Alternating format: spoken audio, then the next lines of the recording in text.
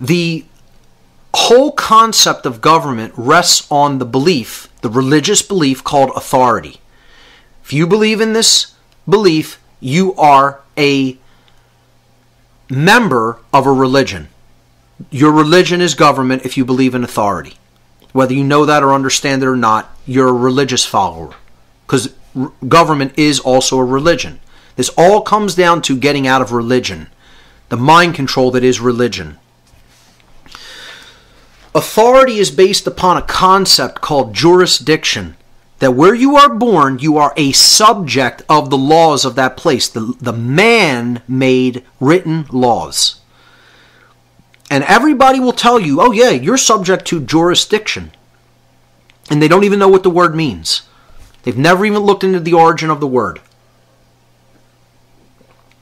Jurisdiction also comes from Latin roots. The noun jus juris in Latin. Again, in Latin there really was no J. So actually in classical Latin, I wrote it down as J-U-S, but it would be actually written I-U-S. And juris would be I-U-R-I-S,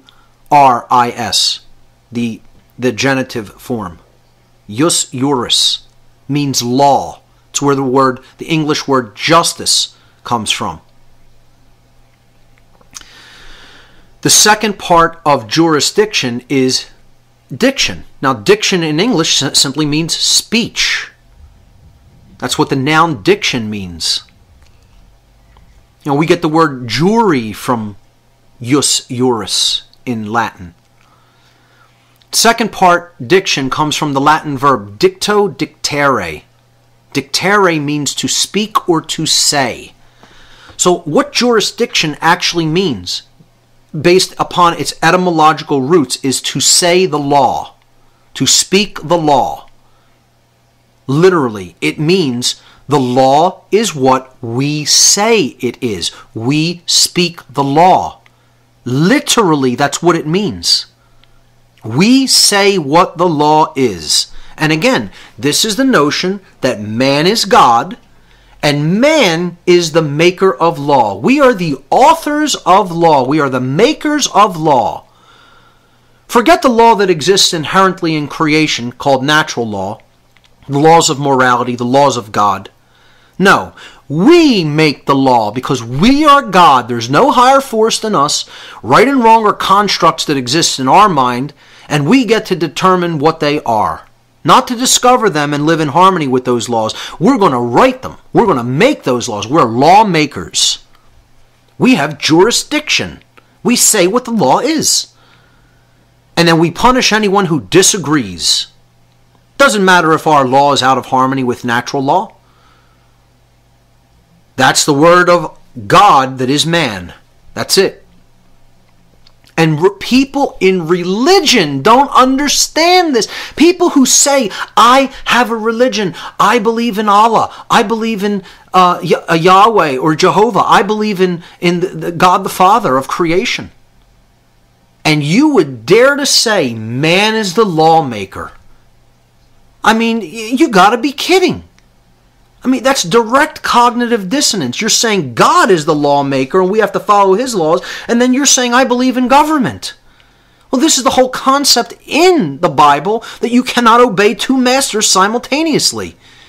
You either know and understand the laws of creation, which are natural law, about the difference between right and wrong, and you live that in every moment of your life, or you believe that man is the lawmaker. Man is God, and his laws are the laws of the universe. Because there's no such higher power as man. And this is what anybody who believes in authority believes. Whether they know it or not, whether they accept that or not. Man is not the authority. There's no such thing as jurisdiction. Being born into a certain area doesn't mean you're bound by the man-made laws that are written, regardless of whether they're in harmony with nature's laws or not.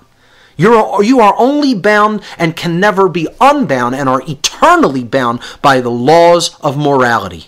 That's it. And those laws always have consequence. Whether in this life or another form of existence and consciousness. You're never going to escape those consequences. It is an impossibility.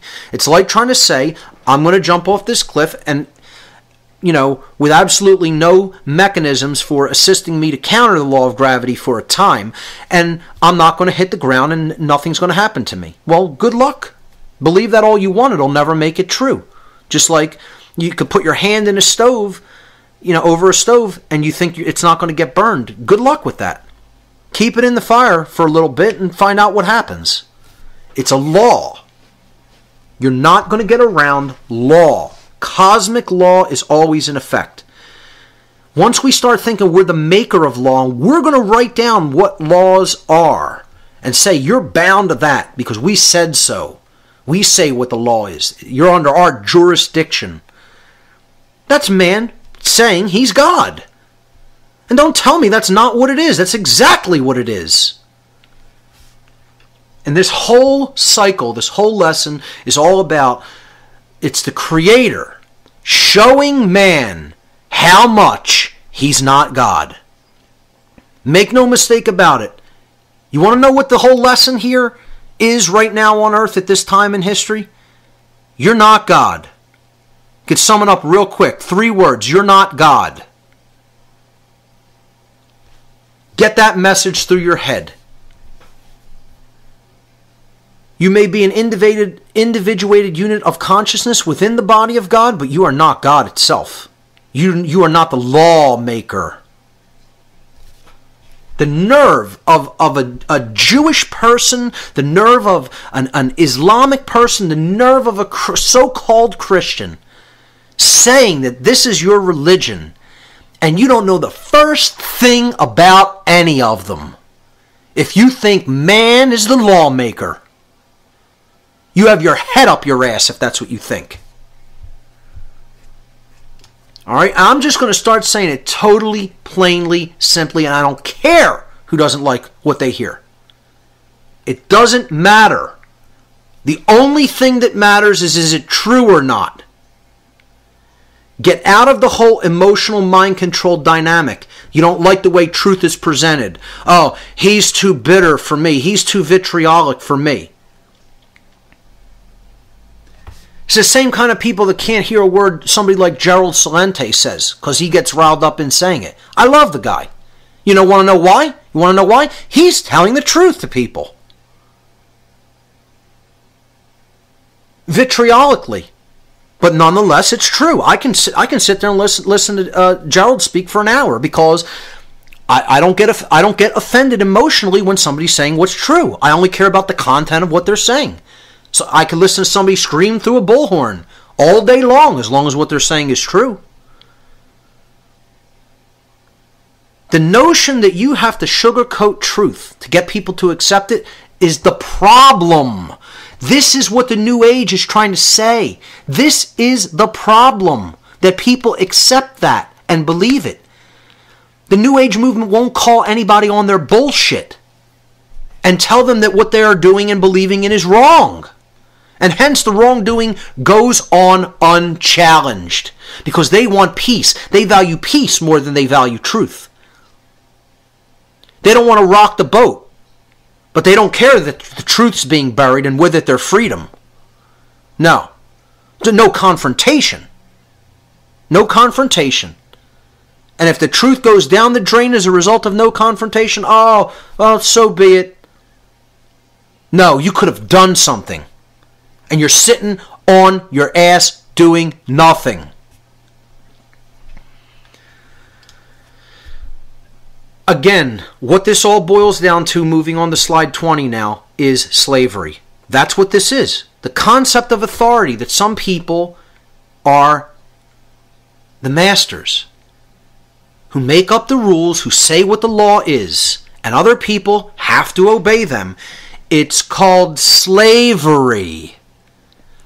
I don't care whether your notion of slavery is just the ball and chain version and you think that's the only form. You're wrong. The concept of authority is slavery. The concept of government is slavery.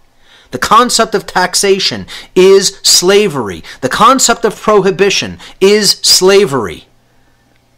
The concept of not being allowed to exercise your rights because somebody else tells you you can't, and they're saying you have to obey them when they say you can't exercise that right, is slavery. You're living in it. We didn't defeat slavery because we defeated the ball and chain version of slavery.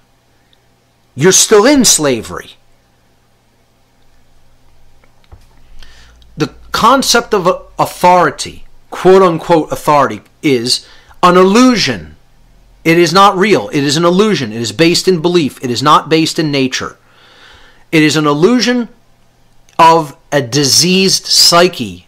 In other words, a diseased and imbalanced mind that is based entirely in violence and built upon the erroneous and dogmatic belief, not truth but belief, that some people are masters who have the moral right to issue commands while others are slaves who have a moral obligation to obey the masters. That is what government is, that is what authority is, and there is no better definition for slavery than that. Some people are masters who have the moral right to issue commands, and other people are slaves who have a moral obligation to obey the master's commands. That is the very definition of slavery. And if you can't conceive of the notion that this is what slavery is by definition, again, I will only say there is something wrong with your brain. You need help. You're sick. You're not just not... when people say, you say that something's wrong with me or I don't understand because I don't get it. No. I say that because it's true. That one thing means another. One thing actually means another thing. You can understand where a person's brain is at by the nature of what they say they believe. So if somebody says, I believe in authority, I automatically know you're not mentally well. You're sick. I know immediately upon you conveying that information out of your mouth and saying that you believe in that there's something physically wrong with your brain. That you are existing in that state of brain imbalance. Your brain cannot be well. It's an impossibility. You know, if someone can't pick up something that weighs a pound, their muscles cannot be operating properly. Because all human beings have the capability of picking something up that weighs 1 pound, unless there's something wrong with their physiology. Well, the same thing is true. If somebody really understands what slavery is, they cannot support it. If somebody has a balanced brain, they know what slavery is, and they know that it's based in the concept of authority. So anybody that believes in authority cannot have a properly functioning brain. It follows logically. So again, get as offended about it as you want. If you want to do something to get your mind well, learn that all forms of authority and government are slavery and always have been. You need to break down the conditioning that has led you to that erroneous belief system. And that's all it is. It's an erroneous, religious, dogmatic belief that has no basis in nature. It has no basis in the real. No basis in truth. Because what you have to accept to believe that notion is that people are slaves, rightfully. That the concept of slavery is something that is right and should continue indefinitely. That is what everyone who is a statist believes, whether they know it or not. They may not even be consciously aware of that. And everyone who is a statist has brain damage in some form or fashion at some degree or another. Some may be very sick, and some may have, just a little bit of illness still present and maybe are in the process of working their way out of it. But everybody who believes in statism, or what I'm going to call archony or archonism, is at some degree mentally ill. They have not healed their psyche.